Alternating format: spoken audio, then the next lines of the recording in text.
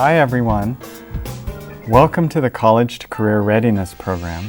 Today's workshop is on networking. One of the really neat strategies in your job search, whether you're looking for an internship or a part-time job or even volunteering, is talking with people in all areas of your life about what you're doing and what you're looking for. So each of you have existing people and faculty and other students, friends that might have ideas or know people or be able to provide you with some kind of referral to people that might be able to be of assistance in your job search. And so we call this networking, and you can certainly add to your network by introducing yourself to people through a whole series of either professional meetings. Maybe you have employers that visit your classrooms. Maybe you're in a student club and you have guest speakers that come and you can introduce yourself and get their business cards. And so this whole topic of networking is so important in today's work environment, and also a vital ingredient for you in your own job search. As part of today's presentation, we have a little networking tips handout that you can download from the College to Career Readiness program website that you'll see. This networking handout just is kind of a summary of some of the points that we discussed today.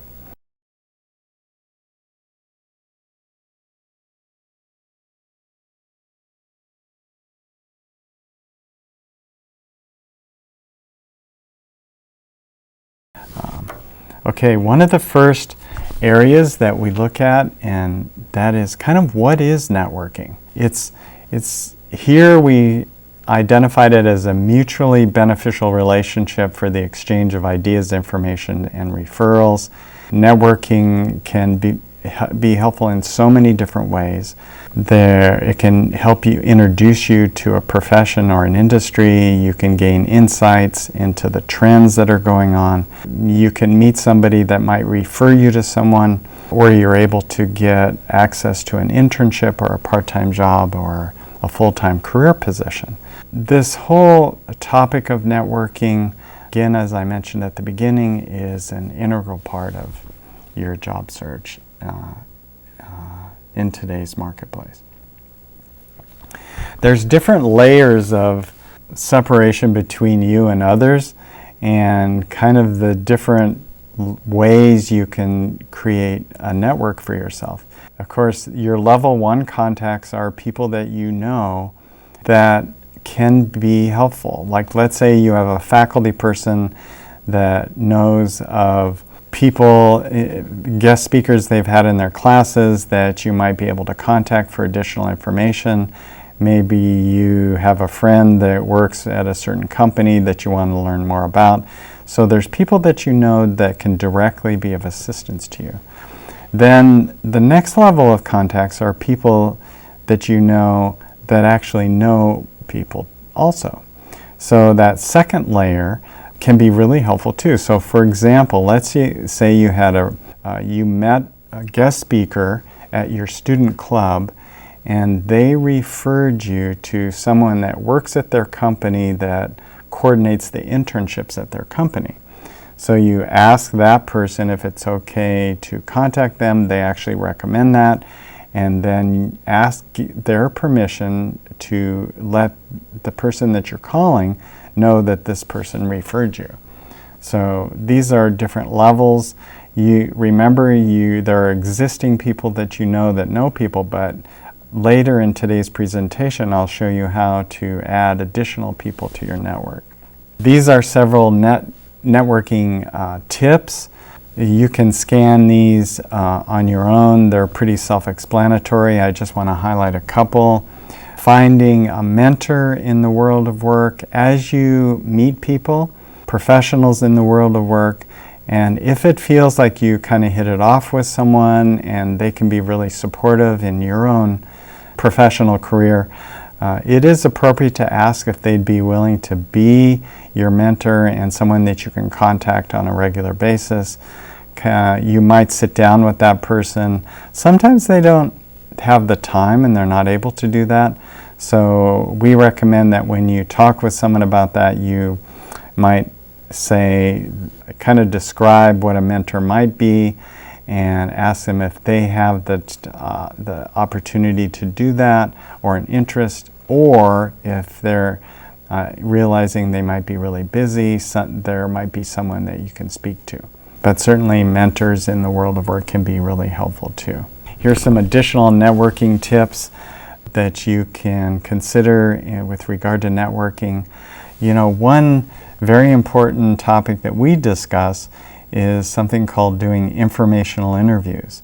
And that's where you set up appointments with people in the world of work who are in positions where they can tell you about what they do.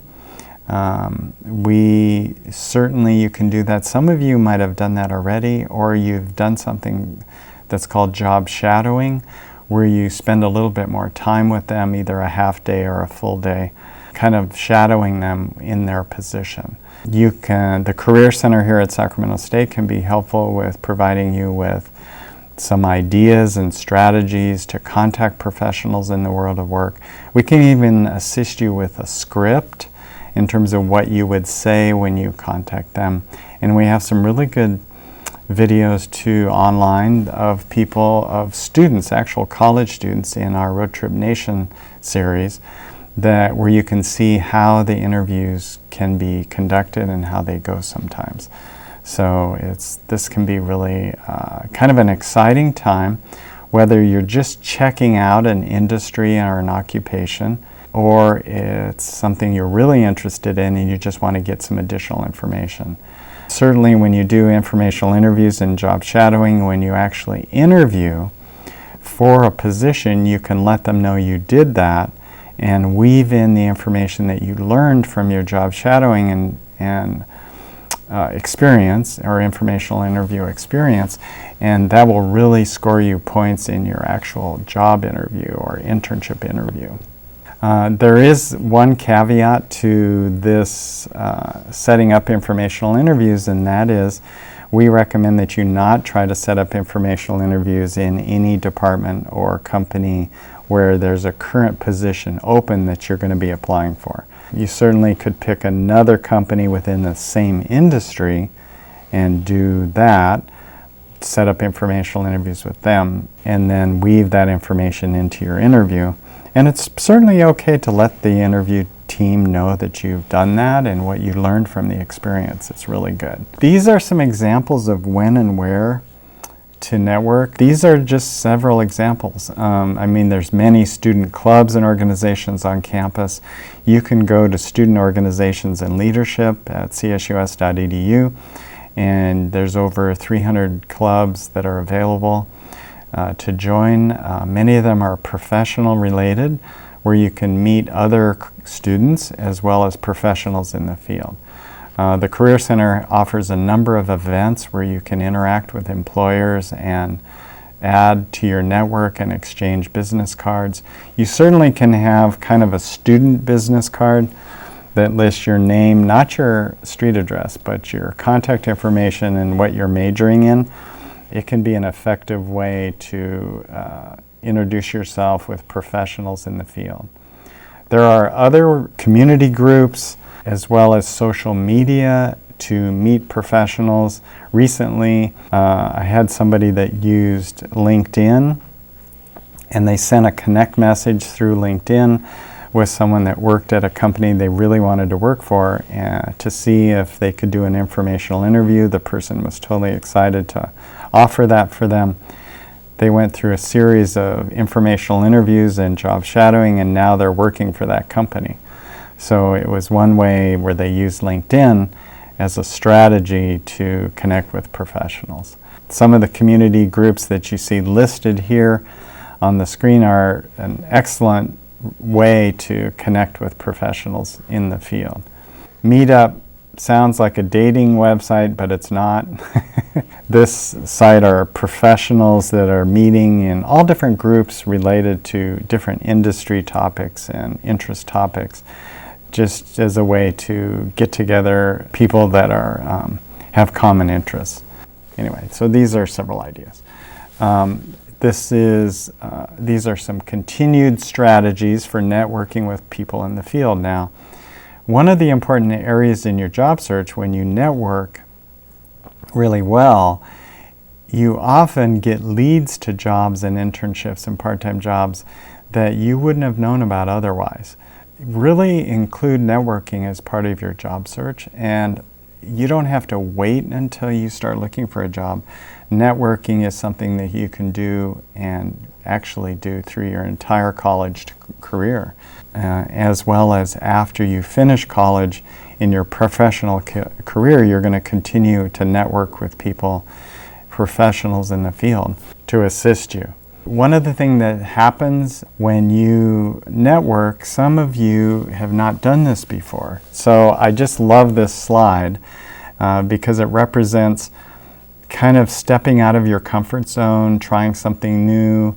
So if you're shy, which we're going to cover a little bit later, you can even network and connect with people in the world of work in a kind of a slower way, or in a way that's a little bit more comfortable for you, but at the same time stepping out of your comfort zone a little bit. So the Career Center is available to really assist you with what to say and how to network, how you can connect with people in the field and through school to help you with your education and career goals.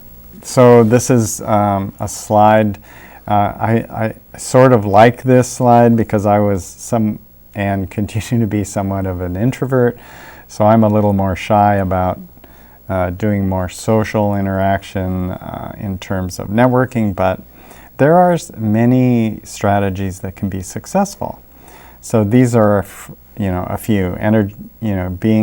Those that are shy tend to process information internally. They tend to be energized by having some alone time.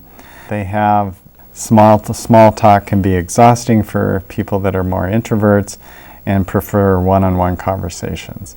But given all that, they can still network and job shadow and do informational interviews. So you might start with networking with friends. You might do it in settings that you're comfortable with more so. I recently had someone that was in a bicycling club kind of group, and they started sharing with the other members of their club that they were interested in a certain internship, and someone in the club happened to know someone that they could speak to. So they ended up doing that, and they ended up getting an internship out of that just by risking a little bit.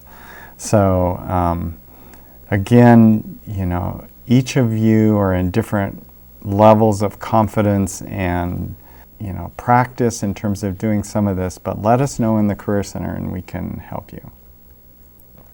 As part of networking, of course, we want to have a 30-second commercial, we call it. And this is your kind of introduction when you meet professionals in the field or at social events or professional events or through clubs and organizations of how you're going to introduce yourself. Let's say you're coming to one of our Career Center events like a career fair, and you walk up to an employer. What do you say? So this is an example you can read here on your own. It's sometimes called the elevator pitch or your 30-second commercial. Of course, nonverbal communication is really important. Pay attention to posture and body language and mannerisms, facial expressions. Be sure and maintain eye contact. Have a good handshake. There are many cultural influences that impact how we interact with others. Some of the strategies we recommend can be helpful in a kind of networking and interacting with professionals in the United States, as well as while you're a student and also after you graduate. So these are some just nonverbal cues to kind of pay attention to. Part of networking is paying attention to happenstance events, and this book kind of talks about planned happenstance, which refers to taking advantage of cues and experiences that kind of fall in front of you that you kind of follow. So we have many examples of this. And let's say you were, in a class and someone was talking about an internship opportunity and they passed around this flyer, and some of the students in the class are actually going to follow up through that flyer and make contact with people, and some may not. So you might be standing in line to movie theater, for example, and talking with someone that all of a sudden they have an opportunity because they work for a company and they know someone you could contact. So you want to, always take care of yourself and be sure who you're talking to is legitimate and safe. But these kind of unplanned experiences that you have in your life can be helpful too.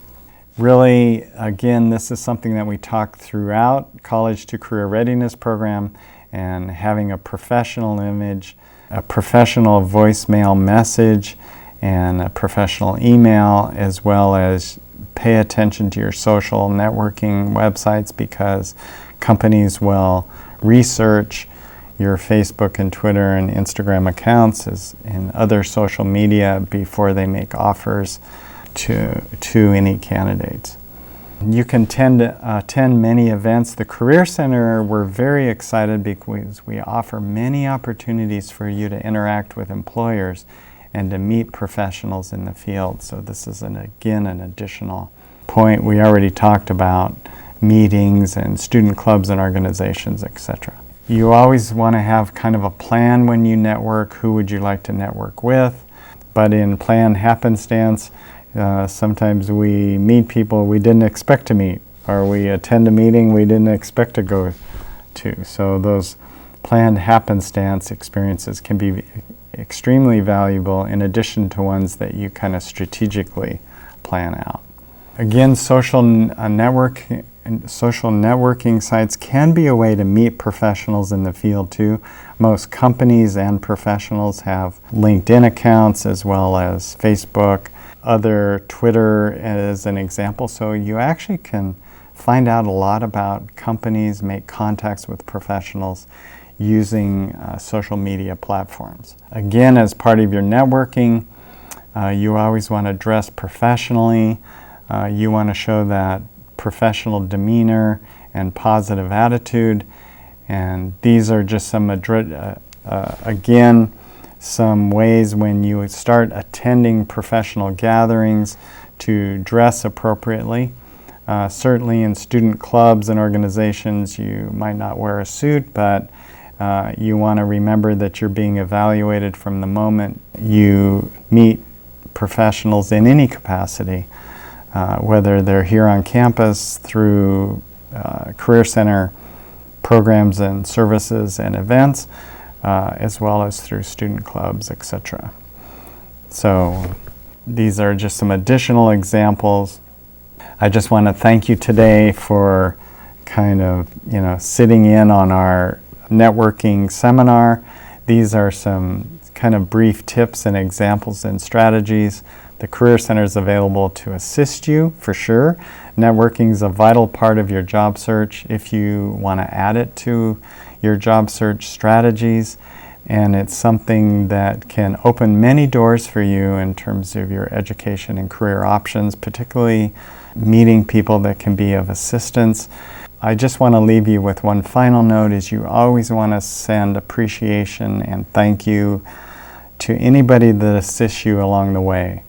That's going to go a long way, whether you do it in person or in the form of an email, or in some cases the form of a professional kind of card, to thank them for assisting you in your own education and career journey. So thank you today.